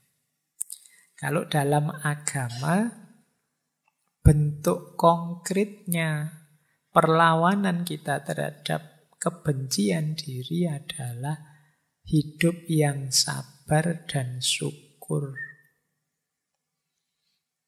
Ada satu hadis yang artinya kira-kira seorang yang mukmin itu luar biasa hidupnya karena dia tidak bisa kalah. Kalau sedang enak dia bersyukur, kalau sedang sulit dia sabar. Jadi kita ini hidup ini tidak ada tidak nyamannya. Selalu nyaman. Tapi kan kadang-kadang berat Pak. Tidak. Kalau pas berat sulit ada senjata namanya sabar. Kalau pas enak, nyaman, ada senjata namanya syukur. Ada syukur, ada sabar, menang sudah. Itu dua senjata utama. Nah itu saya bawakan dua ayat tentang syukur. Yo, nanti teman-teman boleh baca sendiri, ngecek sendiri saat tafsirnya ya. Bisa yang pertama dari surat Ibrahim ayat 7, yang kedua dari surat Luqman ayat 12. Kalau yang pertama, wa itta'adzana rabbukum la in syakartum la azidannakum wa la in kafartum inna adzabi lasyadid. Jadi Allah menyatakan jika engkau bersyukur pasti akan kutambah nikmatnya untukmu. Dan bila engkau kufur, ya sesungguhnya siksaku amat pedih.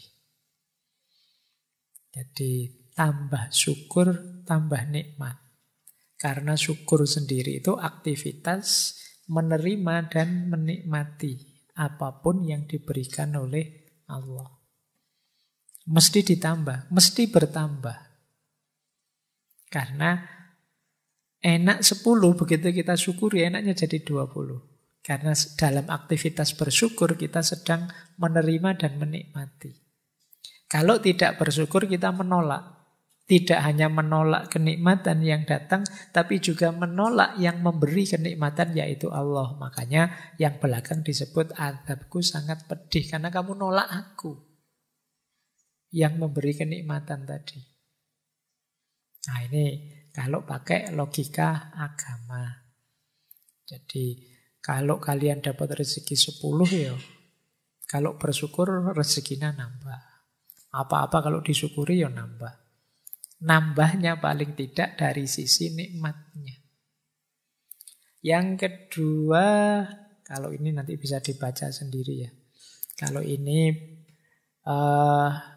nasihatnya Luqman. Saya ambil karena banyak rumor dalam dunia filsafat yang bilang bahwa Luqman ini representasinya Sokrates. Ya, silahkan dicari sendiri bukunya. Tapi di sini Luqman memang menyuruh untuk bersyukur. Barang siapa bersyukur, sebenarnya dia bersyukur pada dirinya sendiri. Fa'innama yashkuru li nafsih. Kalau kita tidak bersyukur, fa'innallaha ghaniyyun hamid. Allah tidak butuh kita. Allah itu maha kaya, maha terpuji. Yang butuh bersyukur itu kita.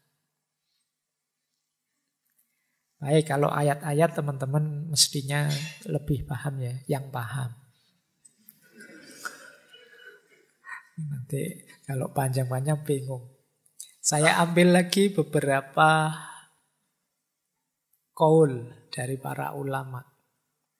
Kata Imam Ghazali, syukur itu lebih tinggi daripada sabar, daripada khauf, daripada zuhud.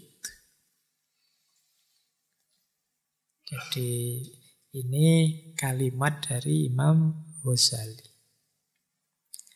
Syekh Kamaluddin Ahmad. Beliau ini seorang qadhi dari Aleppo. Kata dia, orang itu jadi tidak bersyukur ketika fokus pada satu aspek negatif dirinya saja. Jadi dia melupakan banyak aspek yang lain. Kata beliau, seringkali kita hanya melihat satu waktu saat kita sakit dan melupakan 99 kali saat kita sehat. Kapan saja kita kehilangan rasa syukur, maka kita akan kehilangan sifat iman kita. Kemudian dari Syekh Norman Ali Khan, kata beliau, bersyukur itu bukan hanya sebatas alhamdulillah. Bersyukur adalah sikap, bersyukur adalah gaya hidup, bersyukur adalah cara berpikir. Dan masih banyak qaul-qaulnya para ulama yang menyuruh kita bersyukur. Orang bersyukur itu berarti menerima dirinya apa adanya.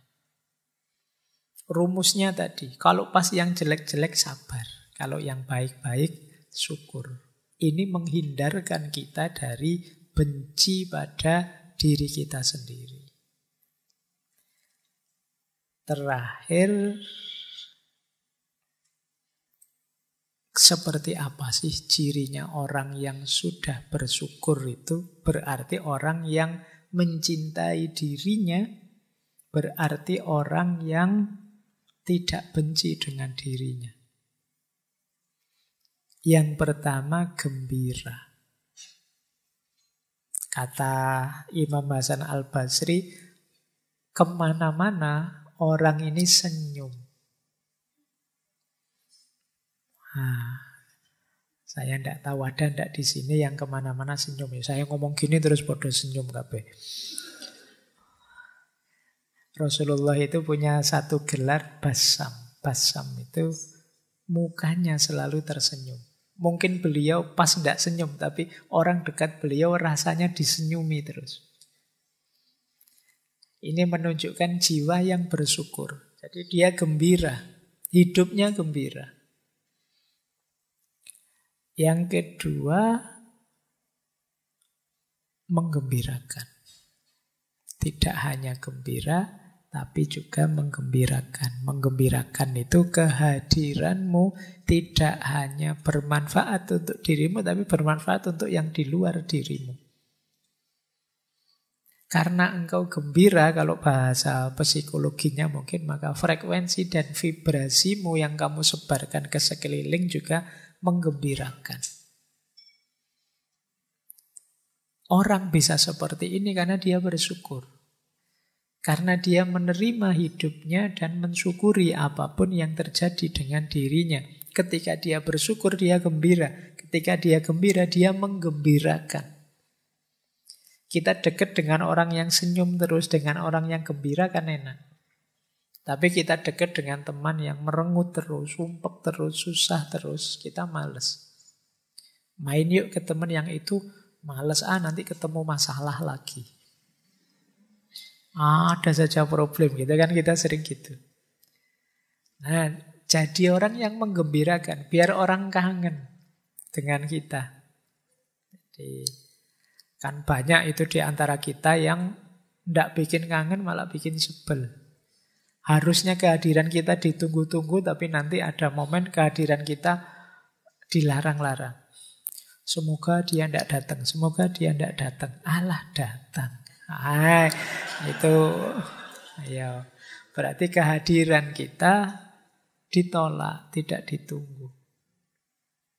Yang ketiga, jiwa yang bersyukur, yang cinta dengan dirinya adalah jiwa yang kuat, tabah, dan bisa mengontrol diri.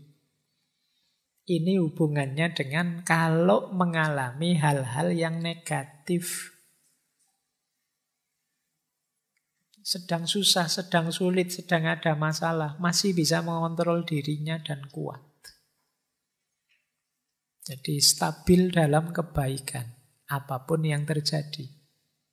Tidak kok, wah ini saya sedang ada masalah nih Pak, saya tak dosa-dosa dikit, tidak apa-apa lah Pak, nanti ditobati. Ini kalau itu jangan. Berarti tidak mampu mengontrol dirinya. Saya bohong sebentar saja lah Pak, nanti kalau masalahnya selesai saya tak jujur lagi. Tidak. Tetap kontrol dirimu.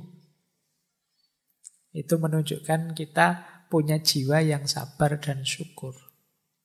Yang keempat, kalau ini keluar kepada orang lain. Kalau tadi kan dalam diri kita. Memaklumi dan memaafkan. Jadi kalau ada orang menyakiti kita, berbuat salah dengan kita tidak terpengaruh. Kita maklumi dia dan kita maafkan. Ini lebih meringankan kita. Dan yang terakhir tentu saja ikhlas. Ikhlas ini ya jiwa yang tidak terikat apapun, yang tidak berpamrih apapun, satu-satunya pamrih dan ikatan itu hanya Allah saja. Inilah mindset religius yang penting kita kembangkan menghadapi self-hate tadi. Biar kita tidak benci diri kita. Tadi ada banyak proses, manifestasinya ini. Ayo dicek, kita itu hidupnya sudah gembira apa belum? Menggembirakan orang apa belum? Mampu menguasai diri, mengontrol diri apa tidak? Mudah memaafkan apa tidak? Jiwa kita ikhlas apa tidak? Ini parameter-parameter untuk menegaskan sejauh mana kita mencintai diri kita dan tidak membenci diri kita. Baik, masih ada. Tak pikir selesai. Ini positive self-talk. Kan tadi ada kalimat-kalimat buruk yang saya sampaikan di depan. Aku tidak mampu, aku ini rusak, apapun yang terjadi mesti salahku dan lain sebagainya. Ayo mengafirmasi diri ya dengan kalimat-kalimat ini. Ini kemarin kelihatannya waktu self-love juga saya sampaikan. Sering-sering bilang pada diri kita bahwa kehadiranku di muka bumi ini istimewa dan tidak sia-sia. Jangan menganggap aku tidak berarti, aku tidak bernilai. Semua ciptaannya Allah itu bermakna bernilai. Makanya ada ayat yang menyatakan afahasibtum annama khalaqnakum abasan. Apa engkau anggap kami menciptakan kalian itu main-main saja? Tidak, semua makhluk bernilai apalagi manusia seperti kita. Maka sering-sering bilang, aku ini berharga. Tidak sia-sia diciptakan oleh Allah. Kemudian tegaskan juga dalam diri kita, pikiran kita, pandangan kita, prinsip hidup kita, semua yang baik dalam diri kita itu hakikatnya anugerah dari Allah yang berharga. Sekecil apapun. Pak, ilmu saya itu hanya sedikit kecil, yaitu juga anugerahnya Allah loh, cahaya dari Allah, sekecil apapun.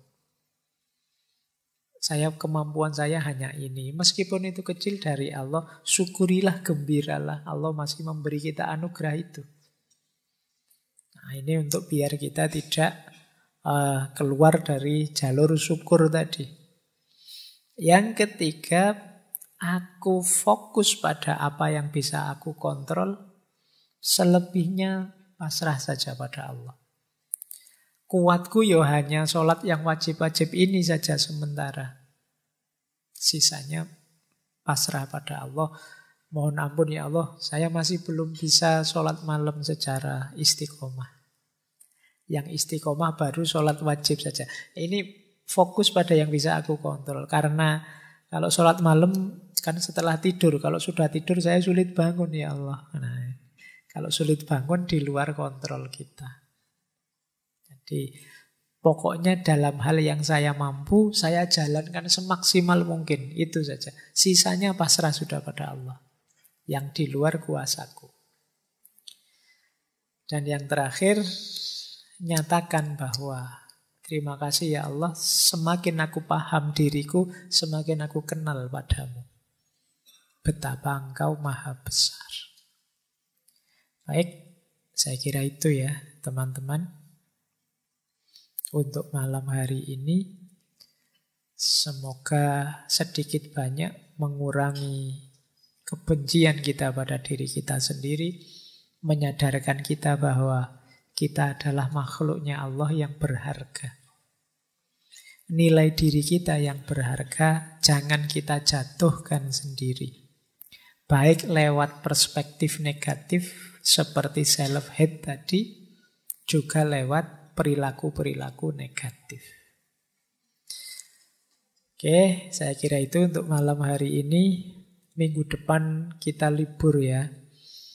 Karena Rabu depan itu Rabu malam ada yang sholat Idul Adha, ada yang takbiran.